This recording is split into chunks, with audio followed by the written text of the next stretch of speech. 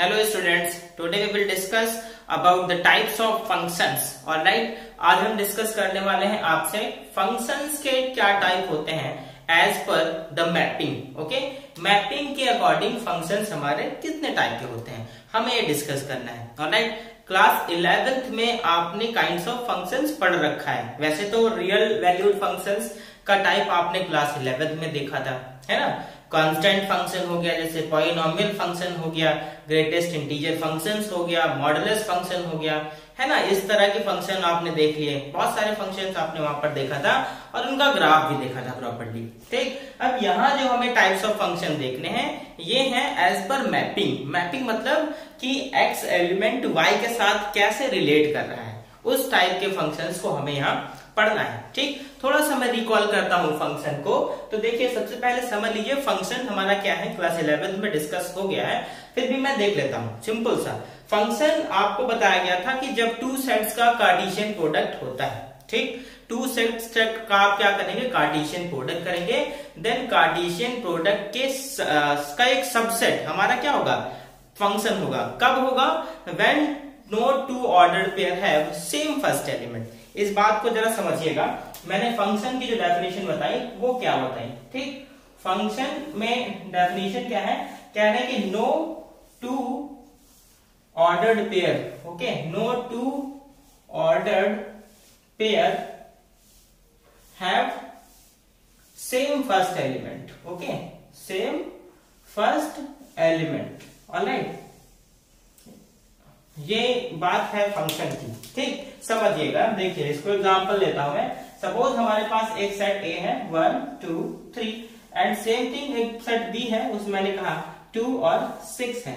Now अगर आप यहां से एक रिलेशन लिखेंगे या एक फंक्शन लिखेंगे आप. ठीक, हम रिलेशन लिख लेते हैं. भाई फंक्शन होता क्या है, एक्चुअली कह लीजिए एक स्पेशल काइंड का रिलेशन होता है. ठीक, तो अगर रिलेशन हम यहां से लिखें r इज इक्वल टू, वो क्या आएगा, देखिए 1 2 लिख दिया मैंने और 2 6 लिख दिया मैंने. ठीक, तो ये रिलेशन क्या फंक्शन है आपका, चेक कर लीजिए भाई.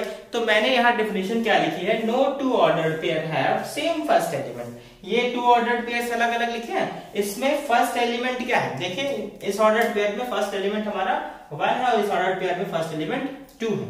ऑलराइट, तो दो ऑर्डर्ड पेयर में फर्स्ट एलिमेंट हमारा डिफरेंट है, तो ये फंक्शन हो गया. ठीक, अच्छा, टू ऑर्डर्ड पेयर में सेकंड एलिमेंट अगर सेम हो तो क्या फंक्शन होगा, यस, तब सब फंक्शन होगा. हमारा सेम टू ऑर्डर्ड पेयर के लिए फर्स्ट एलिमेंट आपका डिफरेंट होना चाहिए. ठीक, टू हो या किसी भी. ओके, फंक्शन की यही डेफिनेशन है कि कोई भी ऑर्डर्ड पेयर, चाहे जितने भी ऑर्डर्ड पेयर हो, उसमें फर्स्ट वैल्यू सेम नहीं हो सकती. आप आई बटन प्रेस कर लीजिए, क्लास 11th की वीडियो में आपको फंक्शन बहुत अच्छे से मिल जाएगा, वहां से आप पढ़ लीजिए, डिस्क्रिप्शन में आपको मिल जाएगा. ठीक है ना. तो चलिए बात करते हैं फंक्शन की. नाउ इस पे हम बता रहे हैं कि फंक्शन को कैसे डिनोट करेंगे. नाउ ये क्या है आपका फर्स्ट एलिमेंट, ये है सेकंड एलिमेंट. ठीक, तो सपोज ये जो फर्स्ट एलिमेंट है ये हमारा है x और ये है y. ऐसा हो सकता है, ये फर्स्ट एलिमेंट x और second element y. Now function को रिप्रेजेंट करने का तरीका क्या था, आपको बताया गया था. A function f from a to b, ये है फंक्शन को डिनोट करने का तरीका. और ऐसे लिखते हैं हम कभी कभी a यहाँ पर b, इस पे यहाँ पे f लिख देंगे. Function f from a to b. Okay, a हमारा क्या होगा, डोमेन होगा. ठीक, फर्स्ट सेट होगा और b क्या होगा आपका को डोमेन होगा, यानी सेकंड सेट होगा. ठीक, a के एलिमेंट्स को लेकर के हमने एक फंक्शन बनाया है जो f है. ठीक, ये क्या है, function f from a to b. Alright, ये बात तो आपको समझ आ रही होगी, है ना. ये कुछ फंक्शन की डेफिनेशन है, ये है फंक्शन का रिप्रेजेंटेशन. और मैं बता दूं फंक्शन के कई सारे नाम होते हैं. ठीक, इसको कभी कभी फंक्शन को हम बुलाते हैं क्या, मैप. मैप भी फंक्शन का ही नाम है, और कभी इसको मैपिंग भी कह देते हैं. ओके, मैपिंग भी इसका नाम है. कभी कभी इसको इस नाम से भी बुलाते हैं क्या, करस्पॉन्डेंस. ओके, करस्पॉन्डेंस भी इसका नाम हो गया, किसका, फंक्शन का. तो कहीं भी आपको ये लिखा मिल जाए उसका मतलब भी क्या हो रहा है, फंक्शन की बात ही आपसे डिस्कस की जा रही है. आई होप ये चीज समझ आ गई होगी आपको.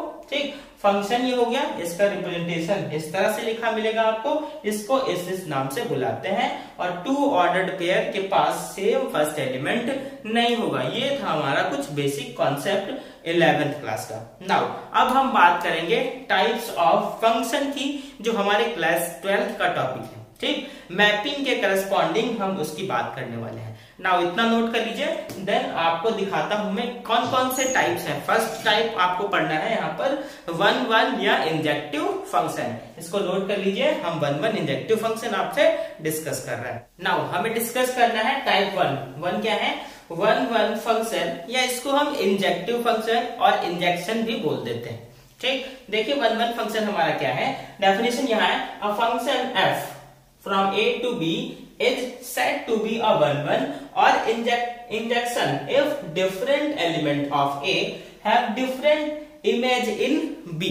Okay, image means क्या, x एलिमेंट यानी फर्स्ट सेट के एलिमेंट सेकंड सेट के साथ कौन कौन से मैप्ड हैं वो कहलाएंगे आपके इमेज। नाउ देखिए fa is equal to F B, तो a is not sorry a is equal to B, यहाँ कह रहे हैं a is not is equal to B, then F A is not is equal to B.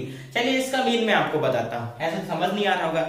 Now let us consider we have function, ये suppose हमने एक function consider कर लिया, let F x is equal to 2x। ठीक, suppose हमारे पास एक 2x function है। Now हम अगर एक 2 सेट्स ले लें, ये a ले लिया और ये हमने ऐसे b ले लिया, this is a and this is b। Now x की वैल्यू अगर हम यहाँ पर 1 कंसीडर करें, ठीक, a सेट में बहुत से एलिमेंट्स हो सकते हैं, सपोज ये 1 है तो इधर हमने 2 मार्क कर दिया, ये 2 है, ये 4 है, ये 3 है, ये 6 है, ये 4 है, ये 7 है, ये 5 है, ये 8 है, ये 10 है, ये 12 है, ऐसे बहुत सारे एलिमेंट्स यहाँ पर हमने लिख लिए। a के सेट के एलिमेंट हो गए, b के सेट के एलिमेंट हो गए। Now when a is equal to 1 then fx is equal to क्या आएगा, ये हमारा फंक्शन है, ये function f from a to b है। ओके, और फंक्शन की वैल्यू क्या है 2x। ठीक, जब x इज इक्वल टू 1 है तो y की वैल्यू हमें मिल रही है 2, पुट करके देख लीजिए यहाँ पे। Now when x is equal to 2 है तो y क्या मिलेगा 4। Now x is equal to 3 then y is equal to 6। If x is equal to 4, then y is equal to 10. If x is equal to 5, then x is equal to 10. Suppose मैंने यहाँ 8 भी लिख रखा है, okay, ऐसे लिख रखा है, ठीक ना। तो यहाँ से इसकी मैपिंग इधर नहीं है तो कोई बात नहीं, आप कर लीजिए। यहाँ पर 8 लिखा हुआ, चलिए हमने यहाँ पर 16 लिख रखा है, ठीक, और यहाँ हमने 3 भी लिख रखा है और यहाँ 5 भी लिख रखा है, तो बहुत सारे एलिमेंट लिखे हुए हैं। 8 की मैपिंग आप इधर 16 से सॉरी हाँ कर देंगे। नाउ अब देखिए यहाँ इसकी डेफिनेशन क्या थी, उन्होंने कहा था if a is not is equal to b then fa is not is equal to fb होना चाहिए। ठीक, कहने का मतलब ये 2 एलिमेंट, सपोज ये 1 है और ये 2 है, तो क्या ये आपस में इक्वल है, ये a हो गया ये b हो गया। 1 is not is equal to 2, ये बात 2 है, तो 1 की इमेज भाई क्या है 2, 1 की इमेज 2 है, इसको हम ये लिख सकते हैं f1 कितना 2 आ रहा है, और सेम थिंग f2 है कितना आ रहा, देखिए f2 यहाँ से क्या मिला 4, तो क्या f1 is equal to f2 है, नहीं है ना। यानी कि जब आपने 1 is not is equal to 2 means a is not is equal to b consider किया, देखिए 1 और 2 इक्वल नहीं थे, तो f1 और f2 क्या बराबर आएंगे, नहीं आएंगे। यही केस उन्होंने इसमें कह दिया कि अगर fa और fb क्या है, बराबर हैं, आप लेके चलेंगे क्या fa और fb, आपने कहा कि fa और fb की वैल्यू बराबर है, मींस यहाँ पर आपने 4 ले लिया, ठीक, इसकी वैल्यू, और इधर भी दूसरा भी 4 ले लिया, तो 4 देखिए किसकी इमेज है, ओनली यहाँ पर 2 की इमेज है। ये y अगर है हमारा y इज इक्वल टू 4 इधर और y इज इक्वल टू 4 इधर, सो ये 4 किससे मिल रहा है, आप देख रहे होंगे only a is equal to 2 से, और ये a इज इक्वल टू 2 से, तो जब a इज इक्वल टू 2 लेंगे तभी आपको 4 मिलेगा। इनके कहने का मतलब ये है कि जब हम 1-1 सॉल्व करेंगे, ठीक, तो 1-1 के लिए 1 element is related to only 1 element of set B, ठीक। अच्छा, इसको हम बोल देते हैं प्री इमेज और ये कहलाता है आपका इमेज। तो फंक्शन का एक और नाम भी हो गया क्या, इमेज, इसको इमेज नाम से भी हम बुलाते हैं, ठीक। ये जो एलिमेंट्स हैं जो रिलेट कर रहे हैं वो आपके क्या होंगे, रेंज होंगे। जो पूरा सेट भी होगा वो क्या होगा, कोडोमेन होगा।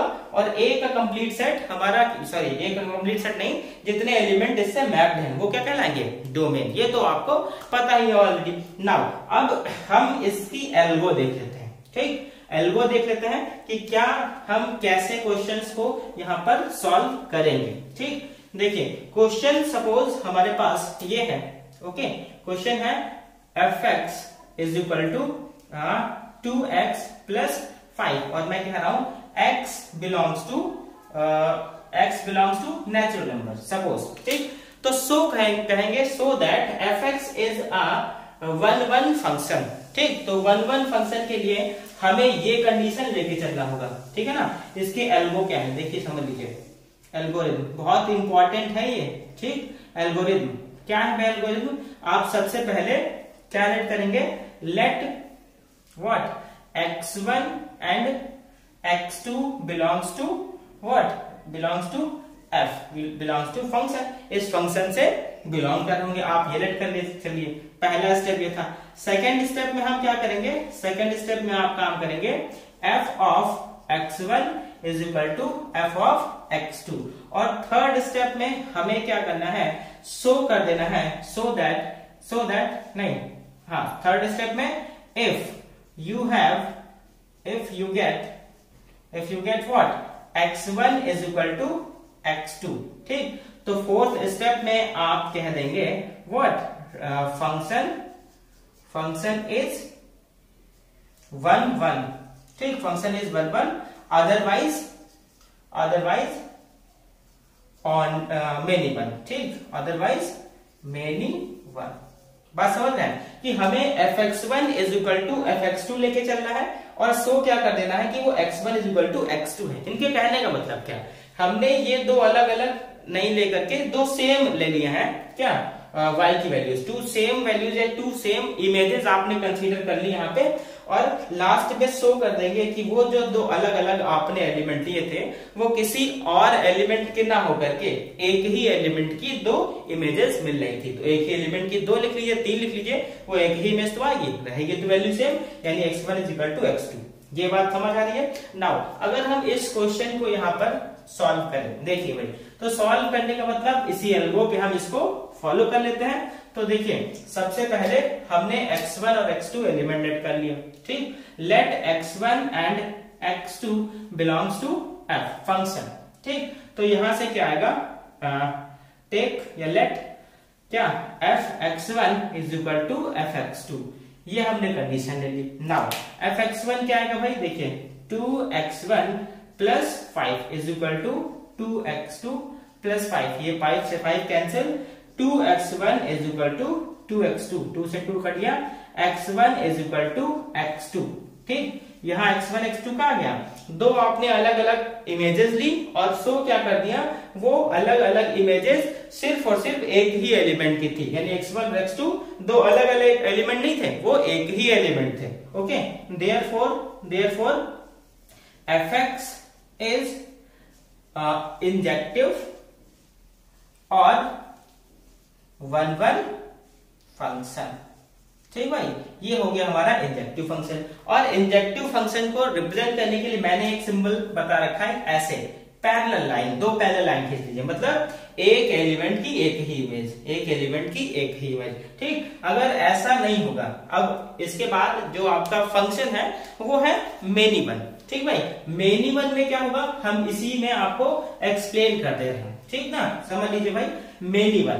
तो मेनी वन में क्या आएगा, इसी में हम बता रहे हैं आपको, जो आपका फंक्शन होगा मेनी वन में नाम से ही आपको क्लियर हो जा रहा है, मेनी वन फंक्शन। तो मेनी वन फंक्शन हमारा एक ऐसा फंक्शन है, फंक्शन 2। मेनी वन फंक्शन में इसकी प्री इमेज, यानी किसी भी इमेज की प्री इमेजेस वो 2 हो सकती है। कहने का मतलब 2 डिफरेंट एलिमेंट की सेम इमेज यहाँ पर मिल सकती है। अगर हम इसी एग्जांपल की बात करें, ऐसे हम ये लेते हैं, ये A हो गया और ये हो गया हमारा B, इस तरह से।